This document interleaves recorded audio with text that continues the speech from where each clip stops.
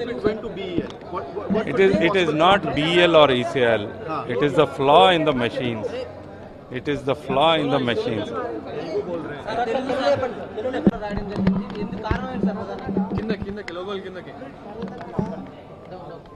ఈ electronic voting మెషిన్లో ఉన్న ప్రాబ్లమ్ని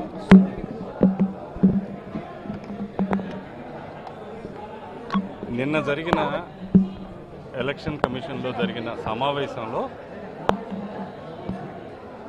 నాకు దొరికిన అవకాశంతో నేను చీఫ్ ఎలక్షన్ కమిషనర్ గారికి ఇప్పుడున్న మెషిన్లో కనపడిన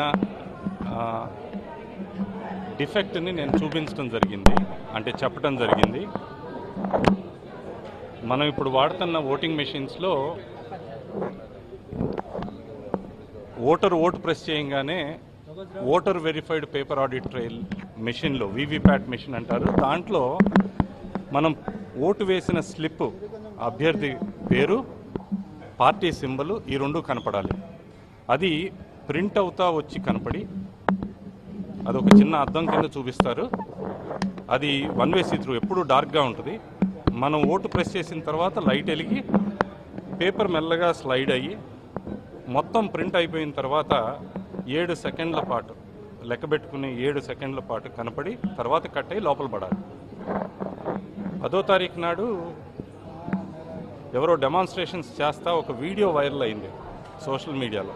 దాంట్లో నేను చూసింది ఏంటంటే, ఇది ఈ స్లిప్ అనేది ఇలా జారుతా వచ్చి కనపడి కట్ అయ్యి 7 సెకండ్లు నిలబడి కట్ అయ్యి పడే బదులు 3 సెకండ్ల పాటు మాత్రం, అది కూడా ఏంటంటే ఒకసారి లైట్ వెలిగిస్తే అద్దం వెనకాల కనపడినట్టు ఒక సింబలు, పేరు, అంటే ఎవరికి నొక్కితే వాళ్ళది. 3 సెకండ్ల తర్వాత మళ్ళీ డార్క్నెస్, అంటే ఏమీ కనపడకుండా చీకటిగా అయిపోతుంది. ఇది దాంట్లో రాసిన కోడ్ కాదు. కోడ్ 7 సెకండ్లు రాస్తే 7 సెకండ్లు మాత్రమే చూపించాలి. 3 సెకండ్లు చూపిస్తుంది అంటే ఈ మిషన్లో కోడ్ మార్చన్నా ఉండాలి. అది ఎలక్షన్ కమిషనే మెయింటెనెన్స్లో భాగంగానో ఇంకో భాగంగానో మార్చారో, మారిస్తే వాళ్ళు చెప్పాలి. ఒకవేళ మార్చలేదు అంటే ఈ మిషన్ని సీరియస్గా డౌట్ పడాల్సిన పరిస్థితి. ఎందుకంటే ఎలక్షన్ కమిషన్ పదే పదే చెప్తుంది, దీంట్లో కోడ్ మార్చడానికి లేదు, ఒక్కసారి రాస్తే మేము కూడా మార్చలేము అని వాళ్ళే చెప్తారు.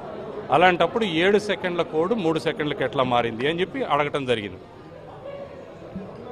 ప్రధాన ఎన్నికల కమిషనర్ మాతో అన్నది ఏంటంటే 4 గంటలకు రండి, ఇది ఒక టెక్నికల్ సబ్జెక్ట్ కాబట్టి 4 గంటలకు రండి. 4 గంటలకి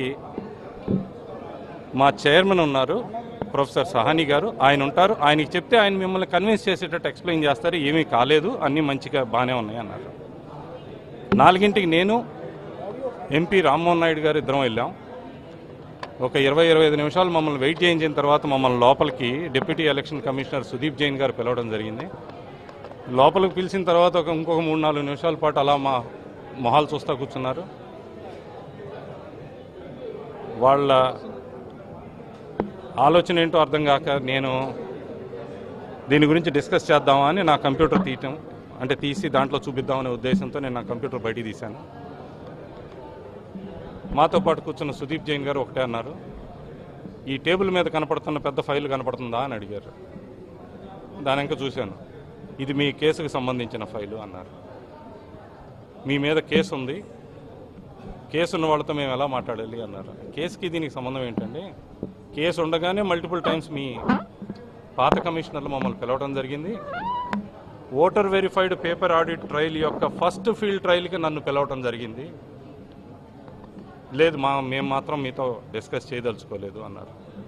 నా పక్కనున్న రామ్మోహన్ గారు ఇమీడియట్గా, నేను ఇంజనీర్ని, నాకు చెప్పండి పోనీ, ఆయన వద్దు, ఆయన మాట్లాడరాను. మేము మళ్ళీ పిలుస్తాం మిమ్మల్ని. ఎప్పుడు పిలుస్తారు అని అడిగారు రామ్మోహన్ నాయుడు గారు. రేపు కావాలన్నా పిలుస్తామన్నారు కమిషనర్లు. ఎమ్మటే ప్రొఫెసర్ సహానీ గారు, నాకు పని ఉంది, రేపు నేను కలవను అన్నారు. అంటే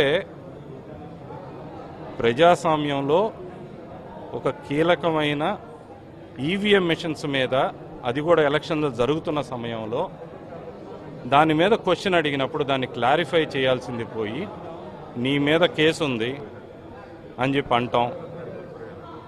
మేము అక్కడి నుంచి ఇక వాళ్ళు డిస్కస్ చేసే ఉద్దేశంలో లేరని మేము బయటకు వచ్చేస్తే పేపర్లకు లీక్ చేయటం, మేమేదో భయపడి పారిపోయాము కేసు అని చెప్పినందువల్ల అని అనటం, పార్టీకి లెటర్ రాయటం, ఇది నిజంగా ఇది చాలా సాడ్. అంటే నిజంగా ఎలక్షన్లో ట్రాన్స్పరెన్సీ కావాలి, ఓపెన్ మైండ్తో ఉండదలుచుకుంటే ఎలక్షన్ కమిషన్ అడిగిన దానికి సమాధానం చెప్పండి. నా మీద కేసు ఫైల్ చేశారు, నా మీద కేసు దేనికి ఫైల్ చేశారు? మీరు ఒక విజిల్ బ్లోయర్గా నేను వచ్చి మీ దాంట్లో తప్పు ఉందని చెప్పినందుక, ఆ తప్పు చెప్పినందుకే కదా ఈరోజు మీరు వీవీప్యాట్ మిషన్లు అని చెప్పి తీసుకొచ్చింది. ఇదే వీవీప్యాట్ మిషన్లు డిజైన్లు అప్పుడు ఎన్నిసార్లు నన్ను పిలిచారు? మీ రికార్డులు తీసి చూడండి. అంటే నన్ను భయపెడితే నేను నోరు మూసుకుంటే మీరు చేసుకునే పని మీరు చేసుకుంటారని. ప్రశ్నించే వాళ్ళకి సమాధానం చెప్పాలి, లేకపోతే ప్రశ్నించే వాళ్ళు ఉండరు. అది అర్థం చేసుకోవాలి ఎలక్షన్ కమిషన్, అంతే.